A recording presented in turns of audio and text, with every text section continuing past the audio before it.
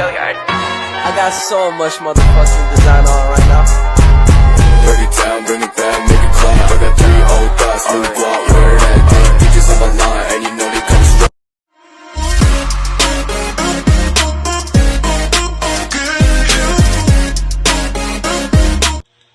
Materi yang akan saya jelaskan adalah evolusi manajemen modern. Kontributor awal teori organisasi adalah Max Weber pada tahun 1864 sampai 1920. Weber mengkritik kondisi organisasi industri pada waktu itu yang dijalankan dengan birokrasi yang tidak profesional, bilikasi pengambilan keputusan, dan tidak ada spesialis fungsi. Hasil kajian Weber kemudian dikenal dengan nama birokrasi tipe ideal. Birokrasi tipe ideal dibangun di atas landasan pengetahuan dan kemampuan serta rasionalitas di dalam pengambilan keputusan. Materi berikutnya adalah aliran klasik. Aliran tersebut berusaha menciptakan seperangkat teknik-teknik yang rasional yang akan membantu mengembangkan struktur dan proses organisasi dan menyediakan seperangkat alat koordinasi bagi komponen-komponen organisasi.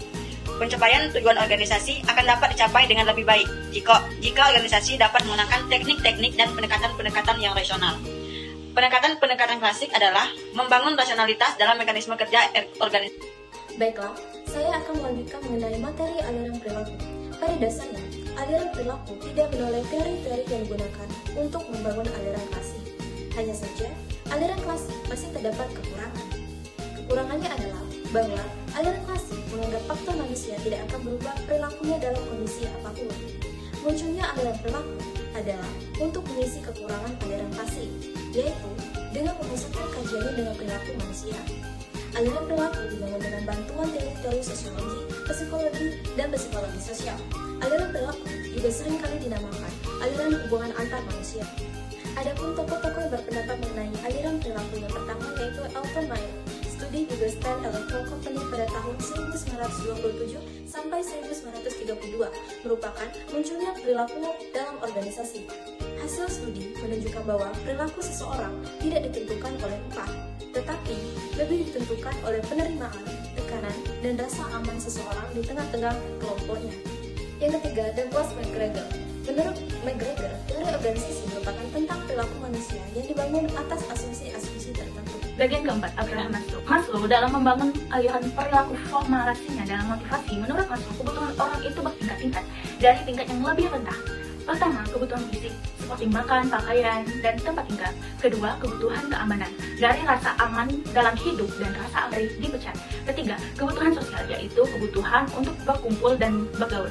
Keempat, kebutuhan pengembangan diri, yaitu kebutuhan untuk berkembang dan berkarya. Dan yang kelima, kebutuhan aktualisasi, yaitu keinginan menunjukkan siapa dirinya yang memiliki perbedaan dari manusia lain. Menurut Kenneth Bowlby dan Edwin von Bertalanffy menyatakan bahwa organisasi dipandang sebagai sebuah sistem kombinasi dari sumber-sumber daya dalam rangka mencapai tujuan organisasi.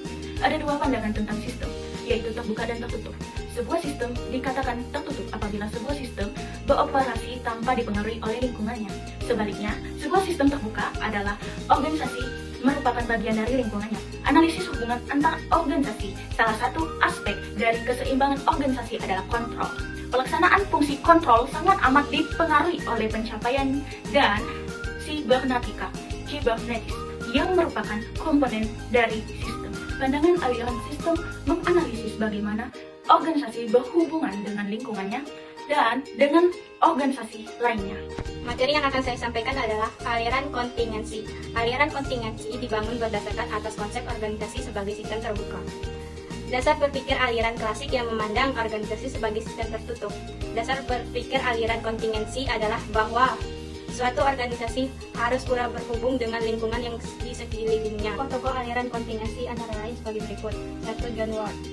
Ia melakukan studi tentang pengaruh teknologi terhadap organisasi. Tujuan penelitiannya adalah ingin melihat kenyataan bahwa dari pandangan bisnis struktur organisasi yang dibangun dengan prinsip-prinsip aliran klasik kurang begitu sukses. 2. James N. Thompson. Thompson melakukan penelitian lebih jauh untuk memperkaya teori-teori kontingensi.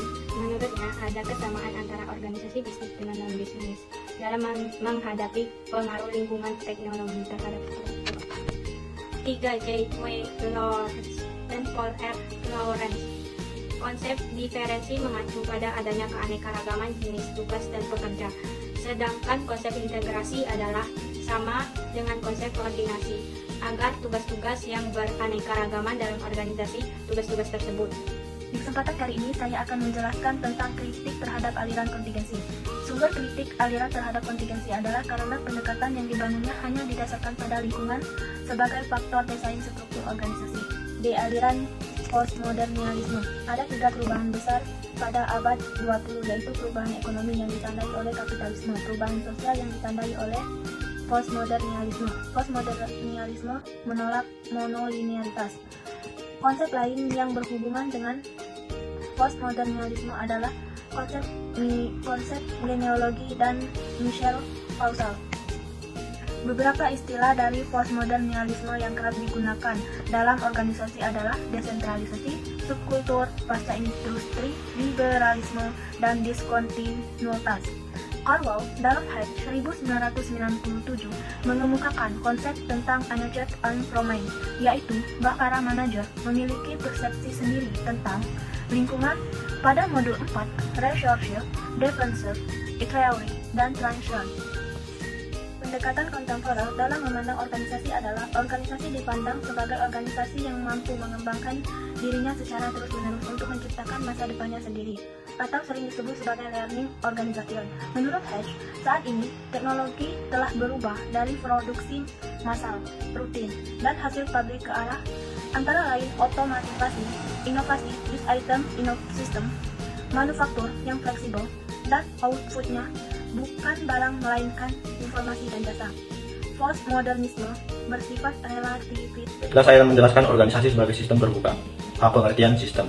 Sistem sering diberikan pengertian sebagai suatu keseluruhan yang organisasi atau kompleks, yang merupakan perpaduan bagian-bagian yang membentuk kesatuan yang kompleks. Dengan demikian, dalam sistem selalu mengandung komponen 1. Subsistem, 2. Saling ketergantungan, 3. Keseluruhan, dan 4. Sinergi.